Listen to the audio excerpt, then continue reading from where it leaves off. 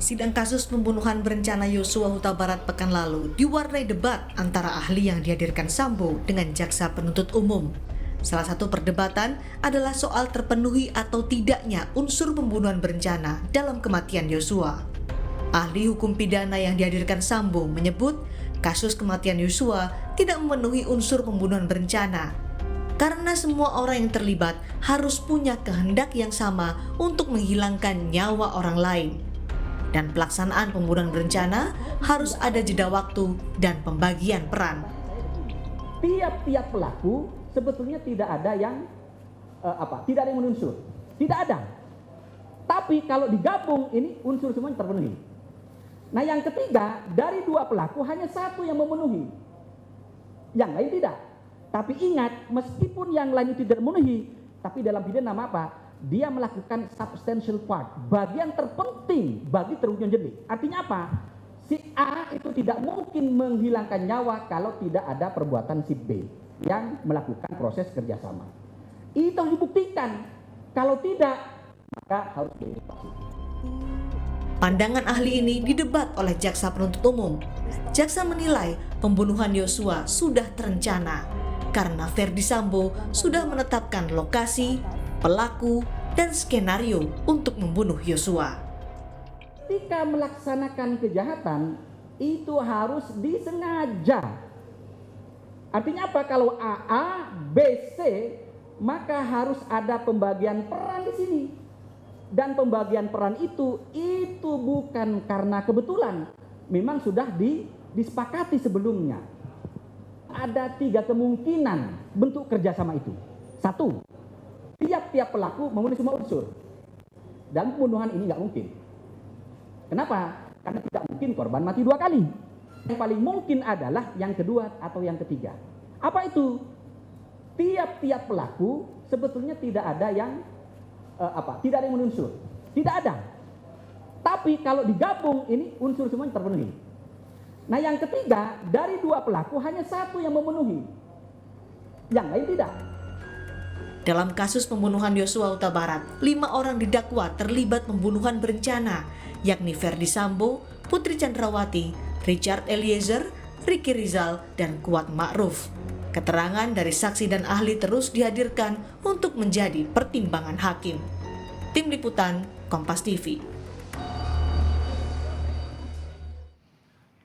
Setelah Sambo CS menghadirkan ahli di persidangan, apakah sejumlah hal yang disampaikan di pengadilan semakin menguatkan peran Sambo dalam pembunuhan berencana? Kita bahas bersama dengan pakar hukum pidana Universitas Tarumanegara, Heri Firmansyah. Selamat petang, Pak Heri.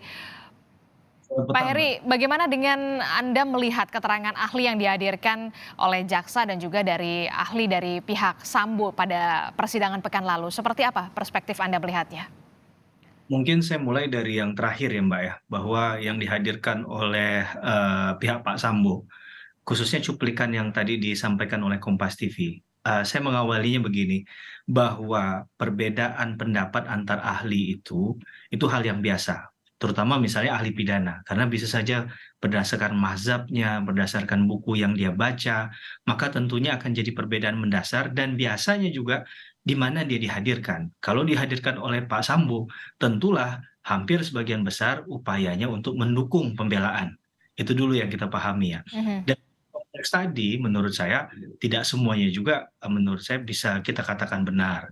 Contohnya mohon maaf kalau saya mengkoreksi sedikit ya, bahwa ketika ahli dari Pak Sambo, ahli pidana ini kan kemarin ingin mengatakan bahwa dia nggak mau masuk kalau itu bukan bagiannya dia. Nah, tapi ingat bahwa dia dihadirkan sebenarnya kemarin sebagai ahli pidana formil dan material.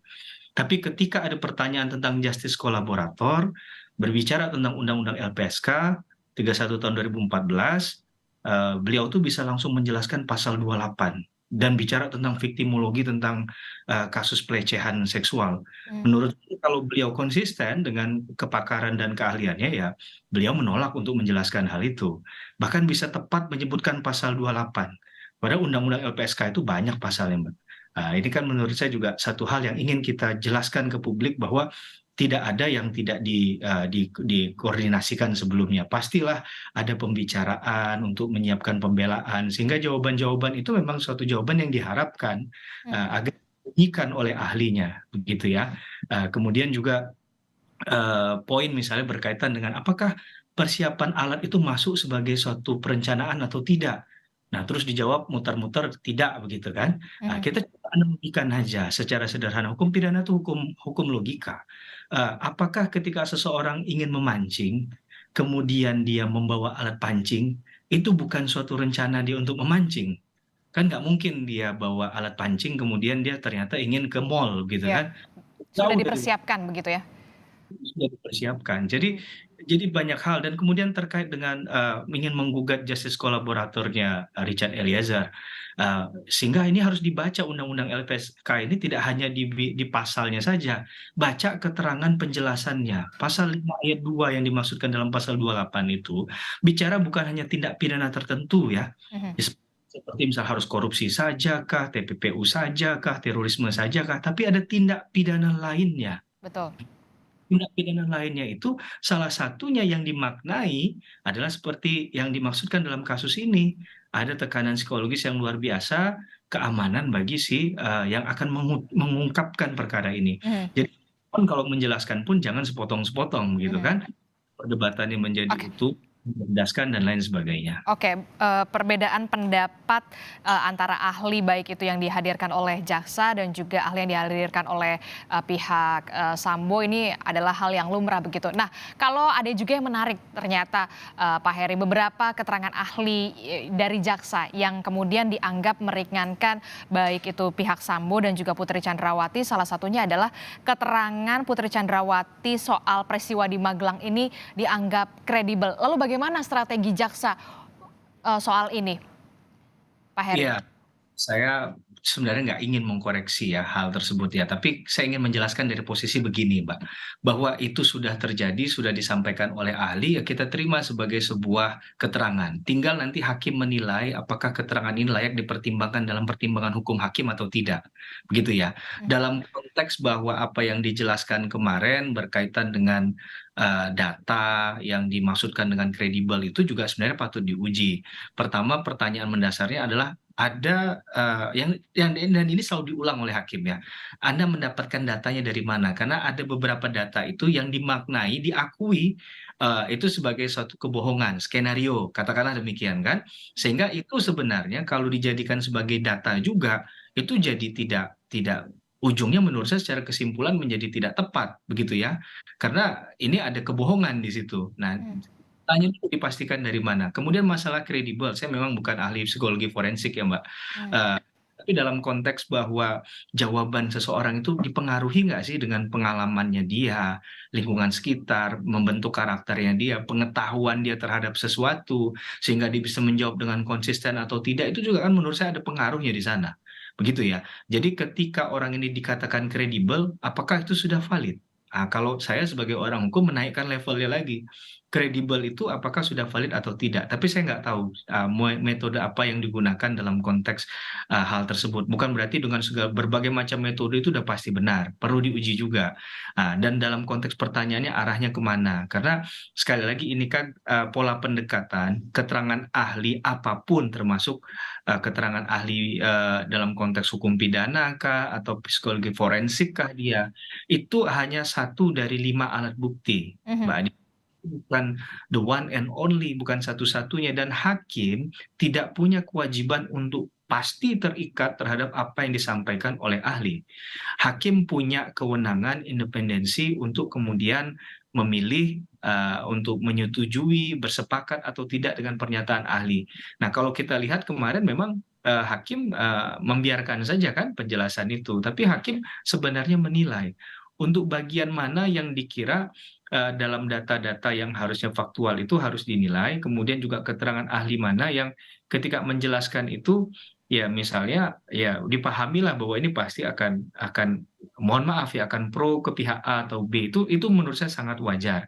Sehingga hakim, ya mungkin ya mengikuti saja apa yang disampaikan tadi, tapi belum tentu itu akan digunakan dalam pertimbangan hakim, itu. Oke, itu tadi kalau kita berbicara soal, peristiwa di Magelang yang diduga jadi pemicu motif pembunuhan berencana ini yang disebut-sebut oleh pihak Sambo, ternyata, ada keterangan ahli seperti itu. Nah, kalau dari rekaman CCTV, kita bergeser sedikit, Pak Heri. Keterangan CCTV melihat bahwa Sambo ini tidak memakai sarung tangan. Apakah ini juga akan menjadi pertimbangan menguatkan atau seperti apa? Ya, kita berdoa hakim mudah-mudahan bisa memutuskan dengan bijaksana dan berkeadilan bagi semua pihak. Itu dulu ya Mbak Disti ya. Tapi dalam bahwa masalah sarung tangan, persoalan ini kan harus dicek ulang pernyataan antar saksi yang menyinggung tentang sarung tangan. Hmm. Kalau salah ada dua nama yang bisa kita kemukakan di awal, ada Eliezer, ada Azan Romer. Nah, persoalannya di poin mana mereka mengatakan sarung tangan itu? Apakah ada saksi yang mengatakan dari awal menggunakan sarung tangan dari turun mobil sampai masuk ke rumah pakai sarung tangan, atau dia mengatakan dia melihat sarung tangan itu dipakai ketika ada peristiwa tertentu, katakanlah jatuhnya pistol yang dipakai oleh salah satu terdakwa yang akan digunakan oleh terdakwa mungkin di situ kan.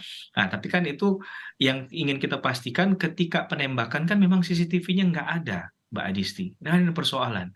Kenapa di tempat yang penting, di poin-poin penting, checkpoint penting itu banyak CCTV yang tidak ada. Mhm. Nah, tidak tahu apakah hakim akan merujuk ke sana, menilai hal itu sebagai sebuah kebetulan saja, atau memang ini dianggap sebagai satu hal yang luar biasa, atau bisa bersifat ganjil ya, mengganjal hati hakim kok di poin yang begini yang krusial malah nggak ada. Mhm. Dan poin penjelasan tadi harus dipastikan apakah dipakai tadi kan, dipakainya dari awal atau dipakai pada saat Di TKP masuk.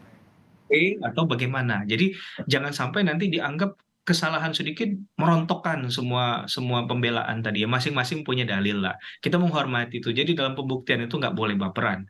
Jadi dalam pembuktian itu masing-masing boleh maksimal saja membela kepentingan kliennya, Mhm. membela kepentingan korban dari jaksa, itu kita hormati. Karena kita berpraktik ketika kita menjadi ahli maupun jadi berpraktik sebagai lawyer ya kita sudah paham itu, kita saling menghargai. Jadi nggak perlu narasi yang kemudian dikembangkan seakan-akan satu hal itu bisa meruntuhkan semuanya, Mhm. gitu ya. Penting juga untuk dipahami Mbak Adisti. Oke, Pak Heri, pekan depan akan ada ahli dan juga saksi yang kemudian meringankan dari pihak Sambo. Berarti tahapan selanjutnya sudah mendekati tuntutan begitu ya, Pak Heri? Betul, betul Mbak Adisti. Dan inilah letak fairness-nya hukum acara pidana kita kan, masing-masing pihak diberikan ruang untuk menyatakan kalau memang dakwaannya disangkal tidak sebenarnya menurut versi mereka, ya sampaikan, jalurnya ada. Nah, jadi tadi saya sampaikan tuh, nggak perlu di luar sidang untuk menyampaikan hal itu, karena nggak ada nilai pembuktiannya juga. Betul. Tarungnya, uji dalam konteks batu ujinya itu ada di persidangan. Itu yang paling penting. Oke, kita akan tunggu sama-sama seperti apa nanti kelanjutan sidang. Terima kasih untuk perspektifnya kepada kami di Kompas Petang, pakar hukum pidana Universitas Tarumanegara, Heri Firmansyah telah bergabung bersama kami. Sehat-sehat selalu, Pak.